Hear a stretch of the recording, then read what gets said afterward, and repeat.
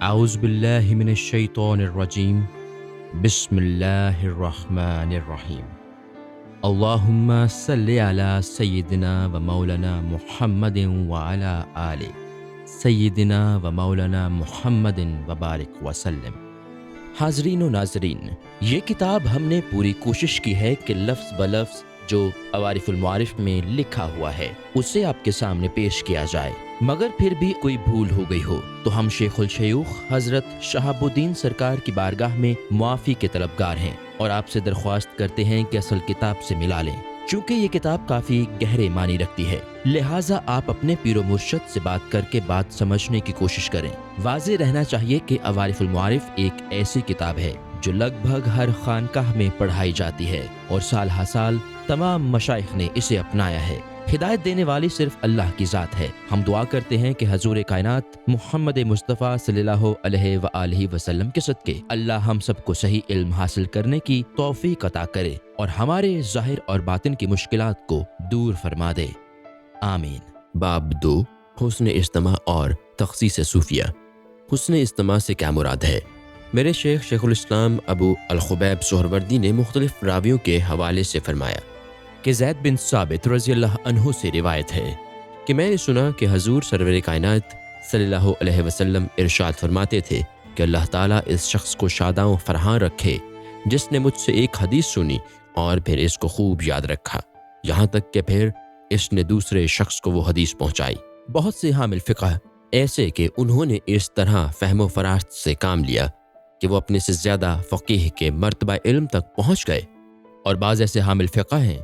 کہ انہوں نے علم تو حاصل کیا لیکن وہ فقیہ نہ بن سکے۔ بس سمجھ لینا چاہیے کہ ہر خیر کی بنیاد حسن اجتماع ہے، یعنی خوب اچھی طرح سننا۔ اللہ تعالیٰ کا ارشاد ہے وَلَوْ عَالِمُ اللَّهُ فِيهِمْ خَيْرًا لَأَسْمَعَهُمْ، اگر اللہ تعالیٰ ان میں خیر اور نیکی پاتا تو البتہ ان کو سناتا۔ بعض صوفیاء کرام کہتے ہیں کہ سماع میں کسی بات کے سننے میں خیر کی علامت یہ ہے کہ بندہ اس بات کو اس کے پورے اوصاف کے ساتھ سنے اور حق کے اس حق کی سماعت کرے۔ بعض صوفیاء نے کہا کہ اگر اللہ تعالیٰ ان کو سماعت کا اہل، جن کے بارے میں اوپر پیش کی جانے والی آیت میں اشارہ ہے، اور جوہر قابل پاتا تو سننے کے لیے ان کے کان کھول دیتا۔ بس جس شخص پر وسوسوں نے غلبہ پا لیا اور اس شخص کے مالک بن گئے تو اس کے باطن پر نفس کی باتیں غالب آ جاتی ہیں اور حسن اجتماع کی قدرت اس سے زائل ہو جاتی ہے۔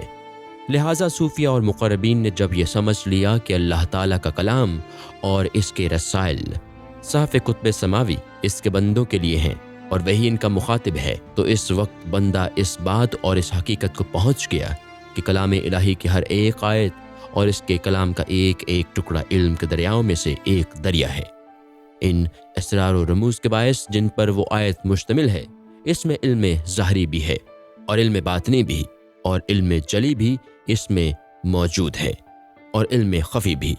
اور اس لحاظ سے کہ اس کا کلام ایک آیت ہی کیوں نہ ہو آگاہ اور متنبہ کرتا ہے یا عمل کے ذریعے اس کی طرف بلاتا ہے۔ بہشت کا ایک دروازہ ہے، بندہ حکم الہی پر عمل کرے یا اس کے حکم سے آگہی اور تنبیہ حاصل کر کے مستحق اجر بنتا ہے اور اس کے صلہ میں اس کو بہشت ملتی ہے۔ اس اعتبار سے وہ بہشت کا ایک باب اور ایک دروازہ بن جاتا ہے۔ پھر انہوں نے رسول خدا صلی اللہ علیہ وسلم کے کلام کو اس صفت کے ساتھ متصف پایا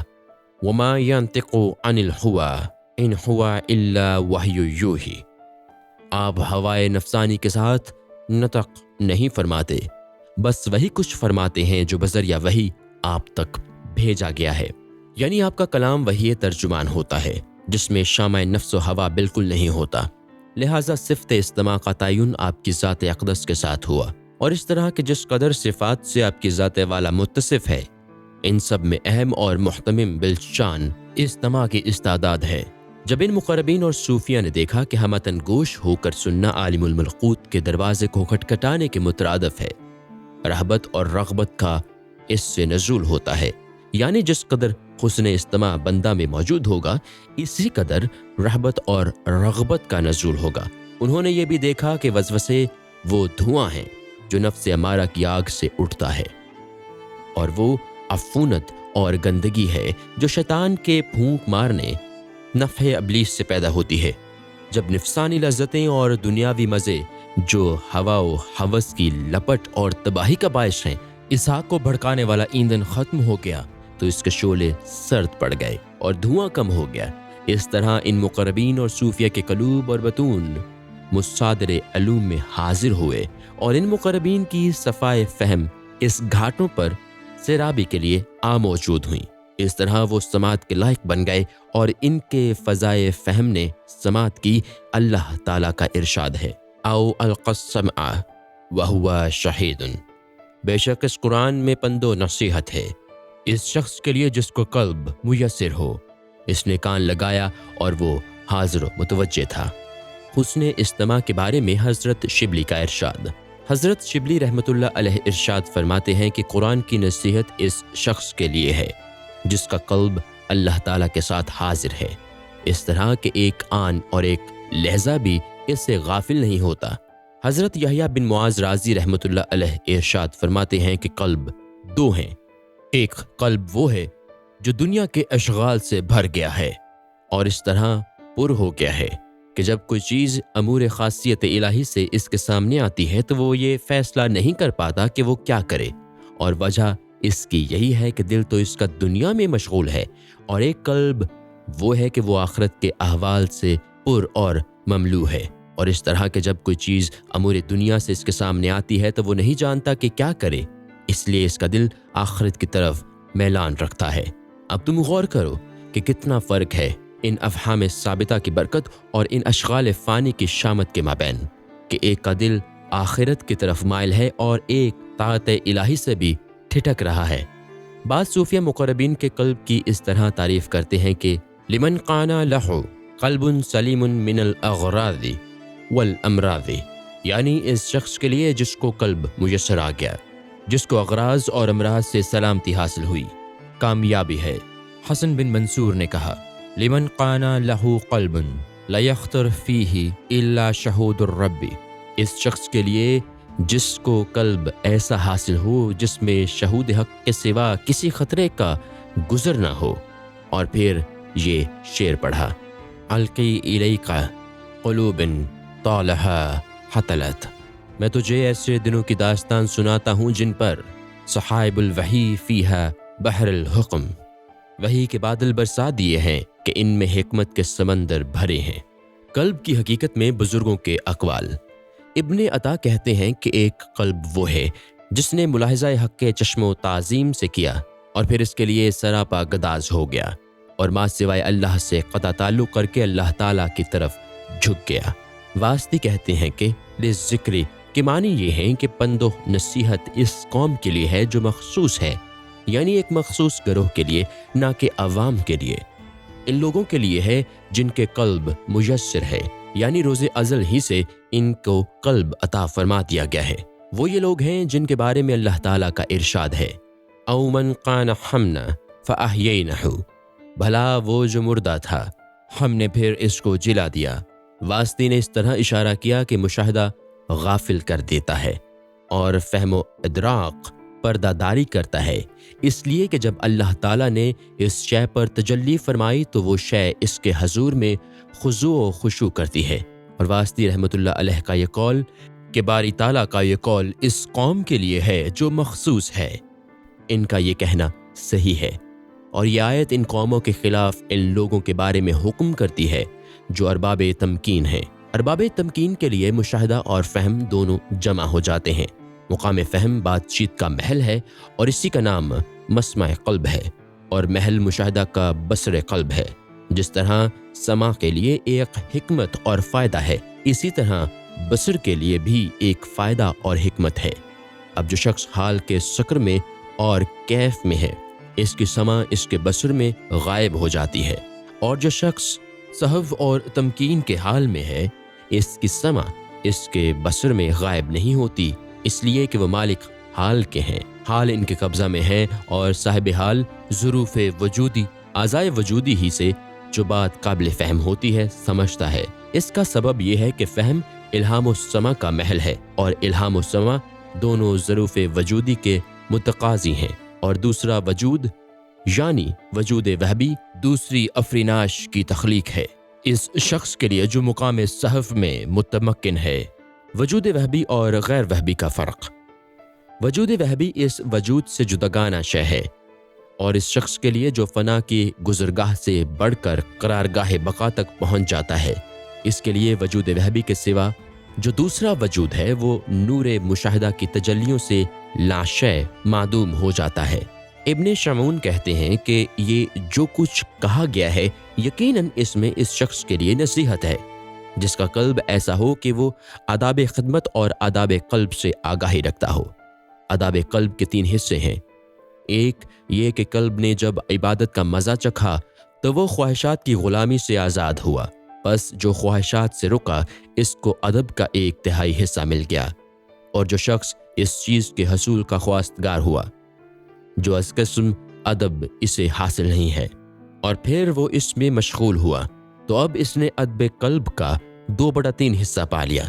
تیسرا حصہ یہ ہے کہ قلب اس چیز سے سیر ہو جائے جو وفا کے وقت وہ خود بڑھ کر بخشنے والا ہے۔ اس سیری سے اس نے ادب قلب کو مکمل طور پر پا لیا۔ جناب محمد ابن علی باقر رضی اللہ عنہ کا ارشاد ہے کہ قلب کی موت نفس کی خواہشات سے ہے، یعنی نفس جب خواہشات میں مبتلا ہوا اس کی موت واقع ہو گئی، پس جس نے جس قدر شہوات کو ترک کیا اتنی ہی اس کے قلب کو حیات میسر آئی۔ بس اس مقام پر یہ بات یاد رکھنا چاہیے کہ سما زندوں کے لیے ہے، مردوں کے لیے نہیں ہے، یعنی جو خواہشات کو بالکل ترک کر چکے ہیں سما انہی کے لیے ہے۔ اللہ تعالیٰ کا ارشاد ہے اِنَّكَ لَا تُسْمِعُ الْمَوْتَى۔ سہل بن عبداللہ تستری رحمۃ اللہ علیہ فرماتے ہیں کہ قلب نرم اور تنق ہے، اس پر اثرات عظیمہ اثر انداز ہوتے ہیں اور تھوڑے کا اس پر اثر بہت ہوتا ہے۔ اللہ تعالیٰ ارشاد فرماتا ہے وَمَنْ يَعْشُ عَنْ ذِكْرِ الرَّحْمَنِ نُقِيضِ لَهُ شَيْطَانًا فَهُوَ لَهُ قَرِينٌ۔ اور جو کوئی اللہ تعالیٰ کے ذکر سے اندھا اور غافل ہو تو اس پر ہم ایک شیطان مقرر کر دیتے ہیں جو اسی کے ساتھ رہتا ہے۔ پس قلب ایک کام کا کرنے والا ہے جس سے وہ تھکتا ہی نہیں، اور نفس جاگتا ہوا ہے کہ وہ سوتا ہی نہیں۔ پھر اگر بندہ اللہ تعالیٰ کی باتوں کا مستمع ہو تو اس کے حق میں بہتر ہے، ورنہ پھر وہ نفس امور شیطان کا مستمع ہے۔ بس اس طرح ہر چیز استماع کی راہ میں رکاوٹ ڈالنے والی ہے کہ نفس کی حرکت اور اس کی جنبش سے شیطان راہ پاتا ہے۔ چنانچہ حدیث شریف میں وارد ہے لولا ان الشیاطین یحومون علی قلوب بنی آدم لنظروا الی ملکوت السماوات۔ اگر شیطان بنی آدم کے قلوب کے ارد گرد نہ پھرتے تو ضرور آسمان کے مقامات ملائکہ کو دیکھتے۔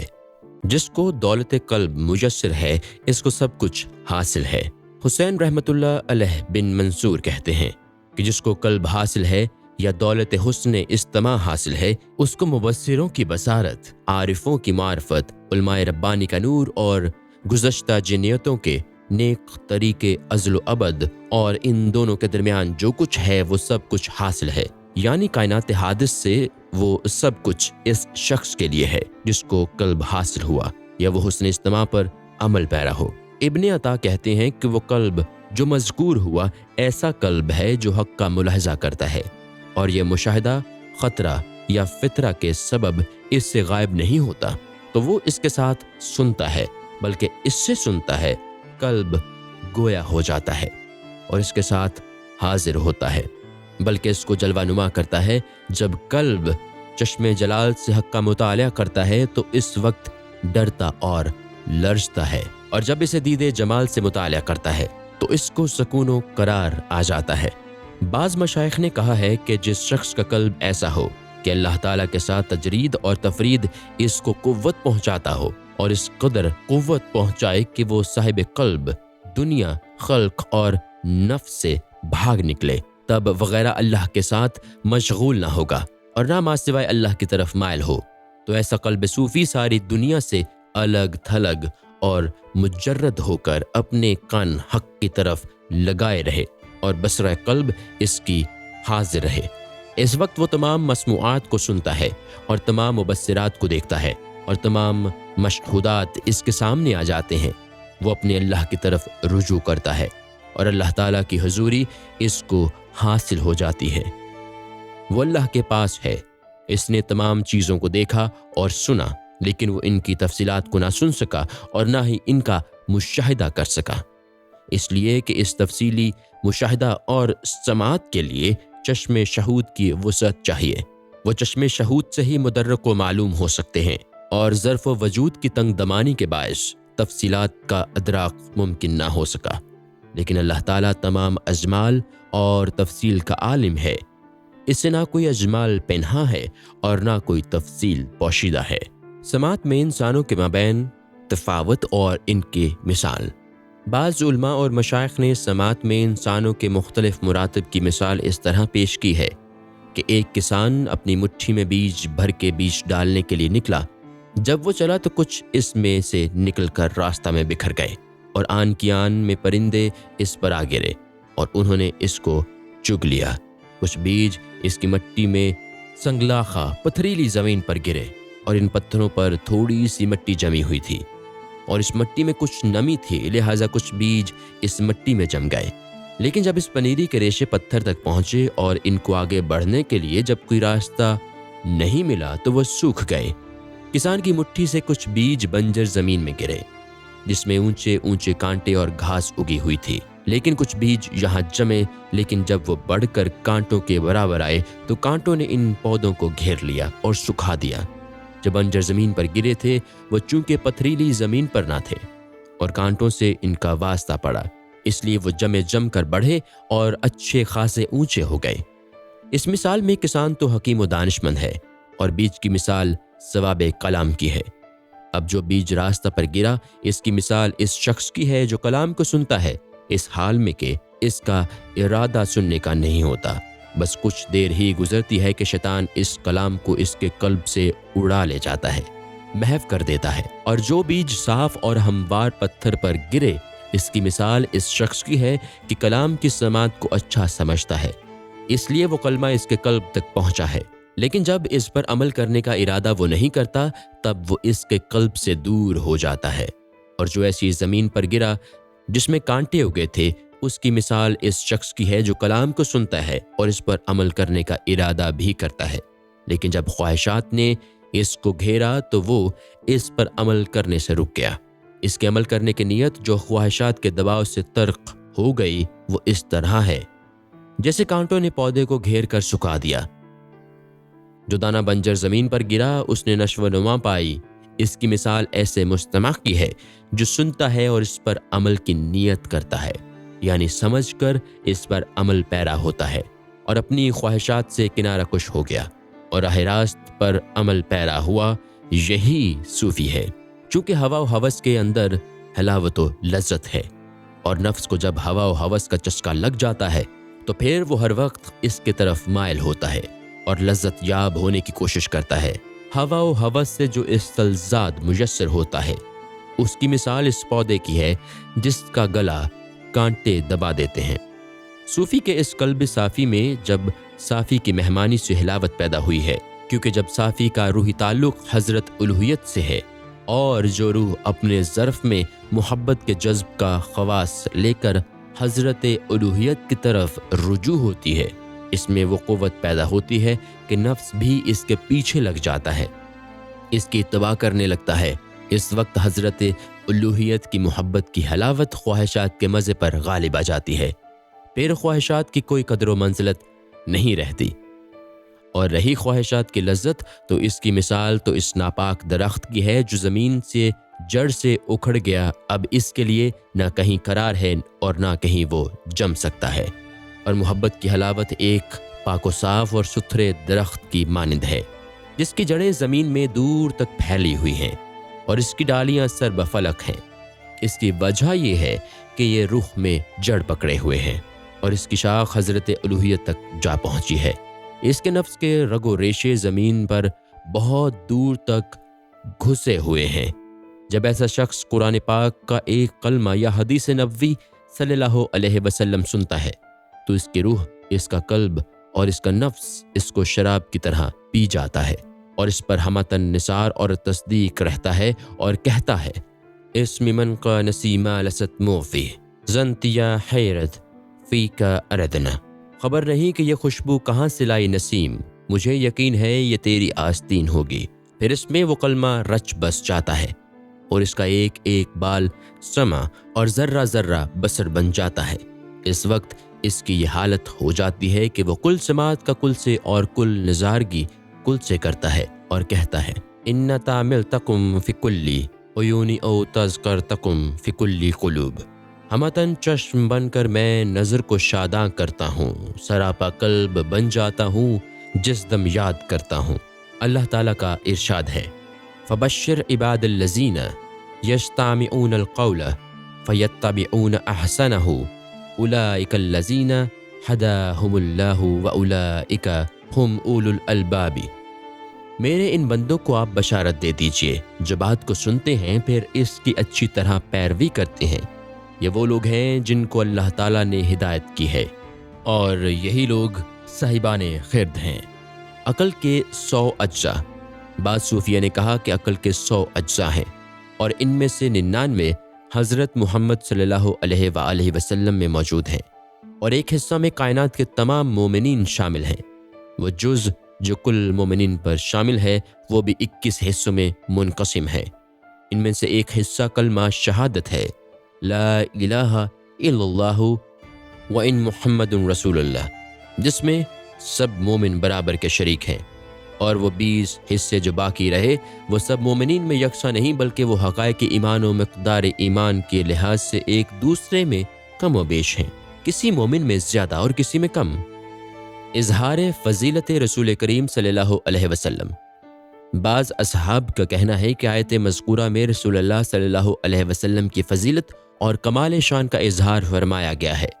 اور کہا گیا ہے کہ احسن اور خوب تر ہے جس کو آپ لائے، اس لیے کہ قبل آفرینش دنیا آپ کو صحبت تمکین اور مرتب استقرار حاصل تھا، اور احوال قل کے تمام انوار آپ پر ظاہر ہو گئے تھے، اور آپ کے ساتھ احسن الخطاب تھا، اور تمام مقامات پر آپ کو سبقت حاصل تھی۔ چنانچہ رسول خدا صلی اللہ علیہ وسلم کے اس ارشاد گرامی پر غور کیجیے، من الآخرون السابقون، یعنی وجود اور پیدائش میں ہم آخر ہیں، اور محل قدس میں خطاب اول کے مورد و مظہر ہیں۔ خداوند جل وعلا کا ارشاد ہے یا ایہا الذین آمنوا استجیبوا للہ وللرسول اذا دعاکم لما یحییکم۔ اے ایمان والو، اللہ اور اس کے رسول کے لیے استجابت کرو جب تمہیں بلائیں اس چیز کے لیے جو تمہاری زندگی کا باعث ہے۔ حضرت جنید علیہ الرحمہ کا ارشاد ہے کہ ان لوگوں نے اپنی طرف دم کھینچا اور جس شے کی طرف ان کو بلایا گیا تھا اس کی خوشبو حاصل کی، اور پھر ان تعلقات کے دور کرنے میں انہوں نے بڑی عجلت سے کام لیا جو انہیں شغل میں مصروف و مشغول رکھے ہوئے تھے، اور پارسائی اور تقوی کے حصول کے بعد نفوس سے کنارہ کش ہو گئے، شدائد کی تلخی سے تلخام ہوئے، لیکن اس استجابت کے معاملہ میں اللہ سے سچے رہے اور حسن ادب کے ساتھ ان کاموں میں مشغول ہو گئے جن کی طرف انہوں نے توجہ کی۔ اس طرح تمام مصیبتیں ان پر آسان ہو گئیں، انہوں نے مقصود کی قدر پہچانی اور اپنے مالک و خالق کے ذکر کے سوا دوسروں کے تذکرے سے اپنی نیتوں کو روک لیا، اور انہوں نے حیات ابدی حاصل کر لی اس حی القیوم کے ساتھ جو ازل سے ہے اور ابد تک رہے گا۔ حضرت واسطی رحمۃ اللہ علیہ کا قول۔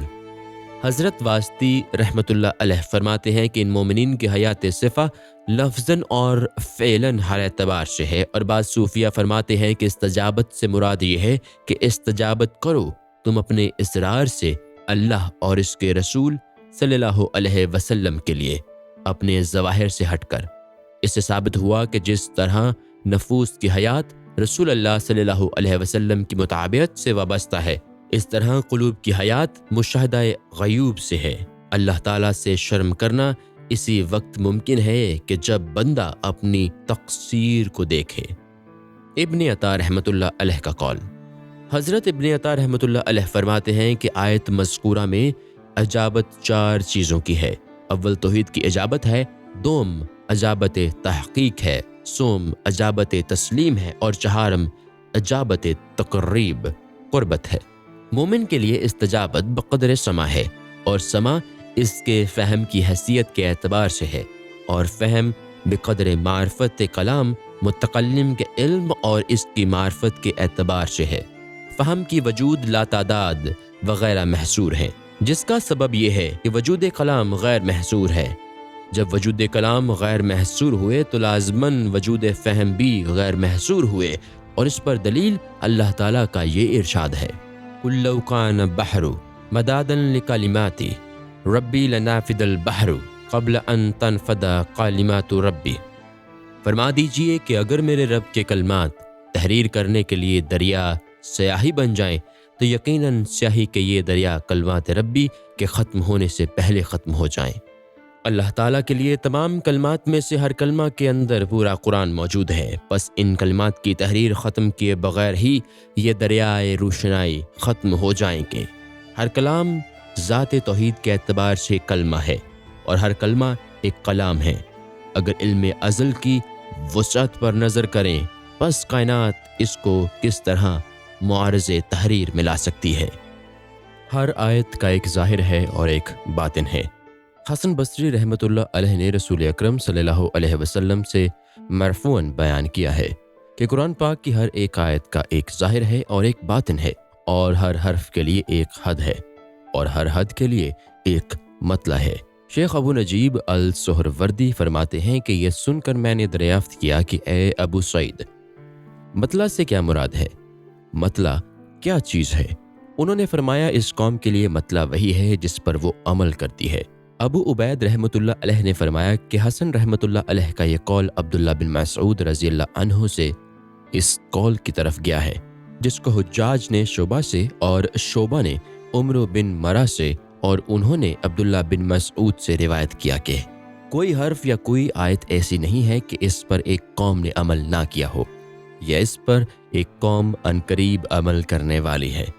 अब समझ लेना चाहिए कि मतला एक मनारा है जिस पर मार्फत इल्म के जरिया चढ़ा जा सकता है। गोया मतला एक फ़हम है जिसको अल्लाह ताला इस दिल पर खोल देता है, जिसको नूर से बहरा और ज़ौक़ नूर से नसीब होता है। लोगों ने ज़हर व बतन के मानी में भी तावीलात की हैं। बाज़ कहते हैं कि ज़ुहर लफ्ज़ कुरान है और बतन इसके मानी और तफसीर हैं।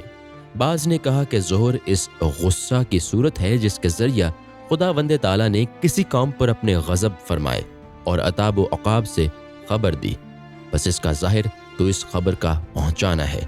कि जो कुछ इस कौम पर गुजरी, और इस बातन का नसीहत व तनबीह है इस शख्स के लिए जो इसकी किरत करता है और जो कोई इसको सुनता है। अफराद उम्मत से बाज़ कहते हैं कि ज़ाहिर से मुराद इसकी तंजील है जिस पर ईमान वाजिब है, और बातिन से मुराद इस पर अमल के वजूब हैं। यानी कहते हैं कि ज़ाहिर से मुराद इसकी इस तरह तलावत है जिस तरह वो नाजिल हुआ, जैसा कि अल्लाह ताला का इरशाद है, वर्तिल अल कुरान तरतीला, और बातिन के मानी इसमें तफक्कुर और तदब्बुर करना है, जैसा कि अल्लाह ताला ने इरशाद फरमाया,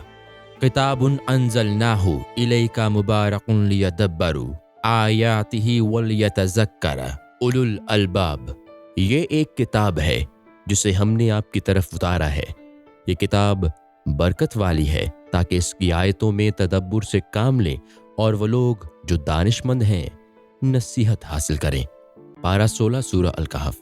बाज़ ने कहा कि नकल हर्फ हद यानी हर हर्फ के लिए तिलावत में एक हद है कि वो क़ारी मुसहफ़ से जो इमाम है तजावुज़ ना करे और इस मनकूल से ना बढ़े जो तफसीर में मौजूद है। तफसीर व तावील का फ़र्क। तावील व तफसीर में फ़र्क है। तफसीर तो आयत की शान नज़ूल और इसके क़िस्सा या वाक़या या इन असबाब की वजाहत का नाम है जिसके लिए वो आयत उतरी है। तफसीर के बारे में काफ़ा खलाइक को बतौर एराज कुछ कहना हराम है और मना है, मगर समा और आसार सल्फ से अगर कुछ कहा जाए जायज़ है। तावील ये है कि एक आयत को एक मानी की तरफ फेरा जाए जबकि इन मानी का एहतमाल इसमें मौजूद हो और वो मानी मुहतमिला जिसको इसने देखा है किताब यानी कुरान और सुन्नत के मुवाफिक हो। تعویل میں دلوں کے احوال کی رنگا رنگی کے باعث تنوع ہے۔ احوال کی اس رنگا رنگی اور تنوع کا ذکر اس سے قبل صفا، فہم، مرتبہ معرفت اور منصب قرب الہی کے ذکر میں کیا جا چکا ہے۔ حضرت ابو الدرداء رحمۃ اللہ علیہ کا قول۔ حضرت ابو الدرداء رحمۃ اللہ علیہ فرماتے ہیں کہ کوئی شخص اس وقت تک پورا فقیہ نہیں ہو سکتا جب تک قرآن پاک کے وجوہ کثیر پر اس کی نظر نہ ہو۔ حضرت عبداللہ ابن مسعود کا یہ قول کس قدر عجیب ہے کہ کوئی آیت ایسی نہیں ہے کہ اس کے لیے ایک قوم عمل کرنے والی موجود نہ ہو، یعنی عنقریب کچھ لوگ اس پر عمل کریں گے۔ یہ کلام الہی ہر طالب صاحب ہمت اس بات پر ابھارتا ہے۔ تعویل یہ ہے کہ ایک آیت کو ایک معنی کی طرف پھیرا جائے، جبکہ اس معنی کا احتمال اس میں موجود ہو اور وہ معنی محتملہ جس کو اس نے دیکھا ہے قرآن، سنت اور سنت کے موافق ہو۔ تعویل میں دلوں کے احوال کی رنگا رنگی کے باعث تنوع ہے۔ احوال کی اس رنگا رنگی اور تنوع کا ذکر اس سے قبل صفا، فہم، مرتبہ معرفت اور منصب قرب الہی کے ذکر میں کیا جا چکا ہے۔ حضرت ابو الدرداء رحمۃ اللہ علیہ کا قول۔ حضرت ابو الدرداء رحمۃ اللہ علیہ فرماتے ہیں کہ کوئی شخص اس وقت تک پورا فقیہ نہیں ہو سکتا جب تک کہ قرآن پاک کے وجوہ کثیر پر اس کی نظر نہ ہو۔ حضرت عبداللہ ابن مسعود کا یہ قول کس قدر عجیب ہے کہ کوئی آیت ایسی نہیں ہے کہ اس کے لیے ایک قوم عمل کرنے والی موجود نہ ہو، یعنی عنقریب کچھ لوگ اس پر عمل کریں گے۔ یہ کلام الہی ہر طالب صاحب ہمت پر اس بات پر ابھارتا ہے کہ وہ موارد کلام کو صاف ستھرا کرے اور اس کلام کے معنی دقیق اور اسرار کو سمجھے۔ بس اس صورت میں صوفی جو دنیا سے بے تعلقی میں کمال سے متصف اور ما سوائے اللہ سے فارغ اور کنارہ کش ہے، ہر ایک آیت کا مطلع ہے اور ہر بار تلاوت میں اس کے لیے ایک نیا مطلع موجود ہے اور ایک فہم نو موجود ہے، اور فہم نو کے لیے ایک عمل جدید حاضر ہے۔ بس ان کا فہم ان کو عمل کی دعوت دیتا ہے اور ان کے عمل سے صفائے فہم اور نگاہ دقیق کو معنی خطاب میں کھینچتا ہے، یعنی خطاب ربانی کے معنی میں ان کی نگاہ کو دقت اور صفائے فہم حاصل ہوتی ہے۔ اس سے یہ بات ظاہر ہو گئی کہ فہم سے علم ہے اور علم سے عمل، اور علم و عمل ایک ساتھ نہیں بلکہ یک بعد دیگرے اس میں آتے ہیں، اور عمل وہی قلوب کا عمل ہے، اور یہ عمل قلوب عمل قالب کے علاوہ ہے۔ یہ اعمال قلوب اپنی لطافت و صداقت میں علوم کے ہم شکل اور ہم صورت ہیں۔ تمام نیتیں اور تمام وابستگیاں اور روحی تعلقات اور قلبی آداب اور تمام پوشیدہ اسرار ان اعمال سے عمل میں آ جاتے ہیں، اور اس طرح کے ایک علم سے ان کا دوسرا علم بلند ہو جاتا ہے، اور اسی طرح مطلع فہم پر نئی نشانیاں طلوع کرتی ہیں۔ اس موقع پر میرے ذہن سرباطن میں یہ بات کھٹکتی ہے کہ مطلع سے یہ مراد نہیں ہے کہ صفائے فہم کے باعث کسی آیت کے دقیق معنی اور اس کے راز ہائے سربستہ سے آگاہی حاصل ہو جائے، بلکہ میں سمجھتا ہوں کہ مطلع کے معنی یہ ہیں کہ ہر آیت پر صفائے فہم کے باعث شہود متکلم پر طلوع کرے، اس کو مشاہدہ ذات حاصل ہو، اس لیے کہ اس میں یعنی صاحب فہم میں اس کے اوصاف سے ایک وصف اور اس کی صفات سے ایک صفت بطور امانت رکھی گئی ہے۔ بس اس طرح صاحب فہم کے لیے آیتوں کی تلاوت اور سماع آیات سے تجلیات نو بنو جلوہ فگن ہوتی ہیں، اور اس کے لیے ایک ایسا آئینہ بن جاتے ہیں جو باری تعالیٰ کی عظمت و جلال سے خبر دیتے ہیں۔ امام جعفر رضی اللہ عنہ کا قول۔ امام جعفر صادق رضی اللہ عنہ سے منقول ہے کہ آپ نے ارشاد فرمایا کہ بے شک اللہ تعالیٰ اپنے بندوں کے لیے اپنے کلام میں متجلی ہوا، لیکن وہ مشاہدہ نہیں کر پاتے۔ بس ان تصریحات بالا سے ثابت ہوا کہ ہر ایک آیت کے لیے ایک مطلع ہے اور حد کلام ہے، اور مطلع حد کلام سے متکلم کے شہود کی طرف ترقی کرتا ہے۔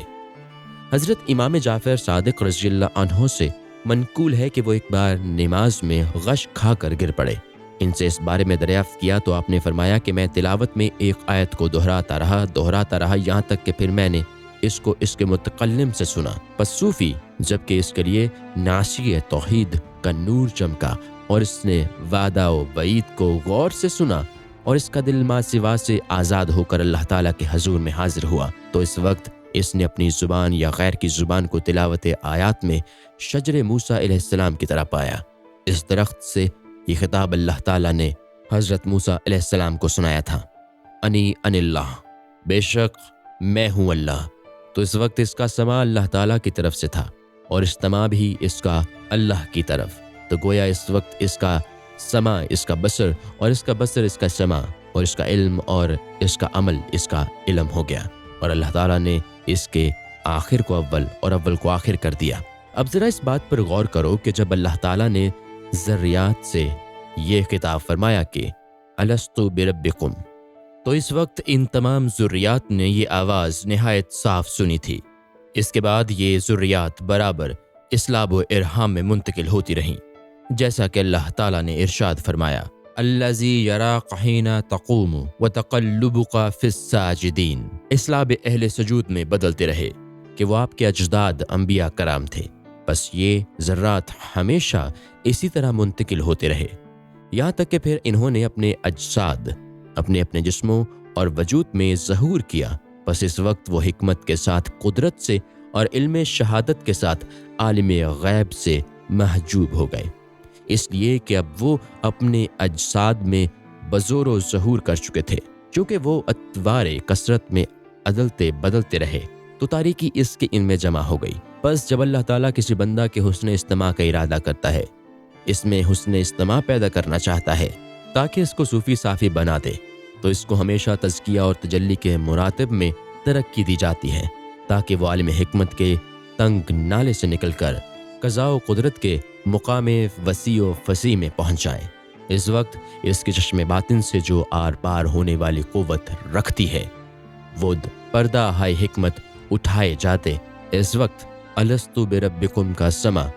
کشفاً اور عیاناً ہو جاتا ہے، وہ مشاہدہ بھی کرتا ہے اور سنتا بھی ہے۔ اس وقت اس کی توحید اور اس کا عرفان بنیان اور برہان بن جاتا ہے، اور اب اس کے لیے اطوار مختلفہ کی ان ظلمتوں کی بجائے جو تقلیب میں پیدا ہو گئی تھیں، لوامع الانوار مندرج ہونے لگتے ہیں، یعنی وہ ظلمتیں نفس صوفی سے مٹ جاتی ہیں اور اس جگہ انوار کی چمک دمک لے لیتی ہے۔ الست بربکم کی مزید توضیح۔ بعض ارباب تحقیق کہتے ہیں کہ ہماری یاد میں محفوظ ہے کہ الست بربکم کے خطاب سے اشارہ اس حال کی جانب ہے جب صوفی میں یہ وصف متحقق ہو جاتا ہے اور وہ اس وصف سے موصوف ہو جاتا ہے، تو پھر اس کا وقت سرمدی ابدی ہو جاتا ہے۔ شہود اس کا موید اور اس کا سماع متواتر اور نو بنو انداز کا بن جاتا ہے، یعنی اس منزل پر صوفی کا وقت آنی نہیں رہتا، وہ حالت شہود میں پہنچ جاتا ہے۔ استماع اس کو متواتر حاصل ہوتا ہے اور اس استماع میں بے خود ہوتا ہے، پھر وہ اللہ تعالیٰ کے کلام کو اور رسول اللہ صلی اللہ علیہ وسلم کے ارشاد کو اس طرح سنتا ہے جیسا کہ اس کے سننے کا حق ہے۔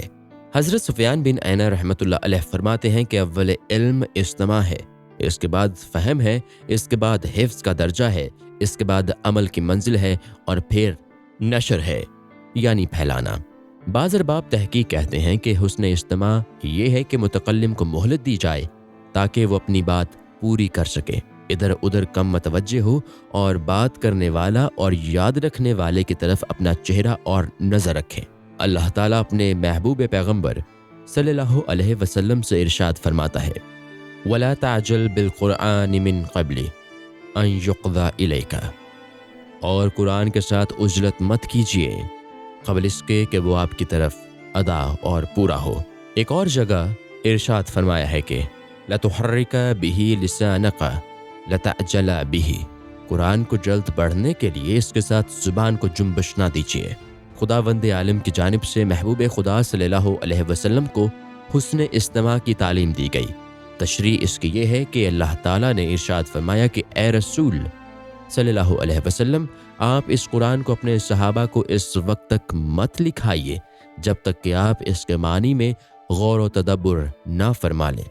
تاکہ ان لوگوں کی طرح نہ ہو جو اس کے عجائب و غرائب میں خطا کرتے ہیں۔ لوگ پھر خطا کریں کہتے ہیں کہ جب جبریل علیہ السلام وحی لے کر نازل ہوتے تو نزول وحی کے فوراً بعد حضور صلی اللہ علیہ وسلم صحابہ کرام رضی اللہ عنہ کے سامنے اس کی قرأت فرما دیتے تھے تاکہ کہیں سہو نہ ہو جائے، اور توقف نہیں فرماتے تھے۔ بس اللہ تعالیٰ نے آپ کو اس عمل سے روک دیا، یعنی جب تک جبریل علیہ السلام القاء سے فارغ نہ ہو جائیں آپ اس کے پڑھنے میں عجلت نہ فرمائیے۔ سمع اور دوسرے معنی۔ کبھی سما کے معنی میں مطالعہ علوم اور آثار و اخبار رسول اللہ صلی اللہ علیہ وسلم کا بھی استعمال ہوا ہے۔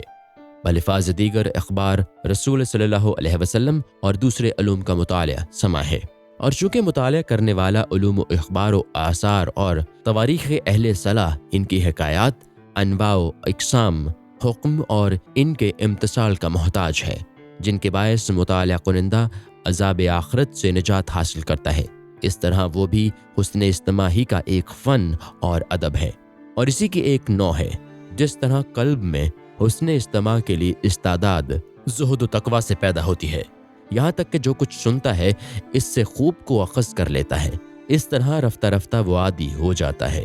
کہ جس شے کا مطالعہ کرے اس سے خوب کو انتخاب کر لے۔ بس مطالعہ کے بھی کچھ آداب ہیں، من جملہ ان آداب کے ایک یہ ہے کہ جب کوئی حدیث اور علم دینی میں سے کسی ایک کے مطالعہ کا ارادہ کرے تو سمجھ لے گاہے گاہے ذکر و تلاوت میں ہوائے نفسانی اور بے صبری کا بھی ذکر ہوتا ہے، تو اس وقت ادب مطالعہ سے وہ ایسی راحت پاتا ہے جیسے نیک لوگوں کی ہم نشینی اور ان کی گفتگو سے سکون ملتا ہے۔ بس عقل مند شخص کو چاہیے کہ اس معاملہ میں اپنے نفس کو ٹٹولے اور مطالعہ کتب کو اس حد تک حاصل کرے جہاں تک اس کی اجازت ہے، ہوائے نفس سے مطالعہ میں مزے نہ اڑائے اور نہ حد سے زیادہ کی اس میں رعایت کرے۔ بس جب کسی کتاب یا علمی مسئلہ کا مطالعہ کرنا چاہے تو اس کی طرف عجلت نہ کرے، بلکہ ثبات و قرار کے ساتھ اور اللہ تعالیٰ سے انابت اور رجوع کے بعد اس کی رحمت سے اس مطالعہ میں تائید کا خواستگار ہو، اس لیے کہ کبھی کبھی مطالعہ سے بھی اللہ تعالیٰ ایسے مراتب عطا فرما دیتا ہے جو اس کے حال کی ترقی کا موجب ہوتے ہیں۔ بس مطالعہ کے لیے اگر استخارہ دیکھ لے تو اور بھی اچھا ہے کہ اس صورت میں اللہ تعالیٰ اس پر افہام و تفہیم کا دروازہ اپنی رحمت سے کھول دیتا ہے، جو اس کی اس رحمت کے سوا ہوتا ہے، جو اس کی صورت علم سے حاصل ہوتا ہے۔ یاد رکھنا چاہیے کہ علم کے لیے ایک صورت ظاہری ہے اور ایک سرباطنی ہے، اور اسی سرباطنی کا نام فہم ہے، اور اللہ تعالیٰ نے فہم کی عظمت اور شرف کی خبر اپنے اس ارشاد میں دی ہے۔ فَفَحَمْنَاهَا سُلَيْمَانَ وَكُلًّا آتَيْنَا حُكْمًا وَعِلْمًا، اور ہم نے اسے سلیمان کو سمجھا دیا اور ہر ایک کو ہم نے حکم اور علم دیا۔ اس ارشاد ربانی میں زیادہ خصوصیت کے ساتھ فہم کی طرف اشارہ کیا گیا ہے اور حکم اور علم کو الگ الگ کر دیا ہے۔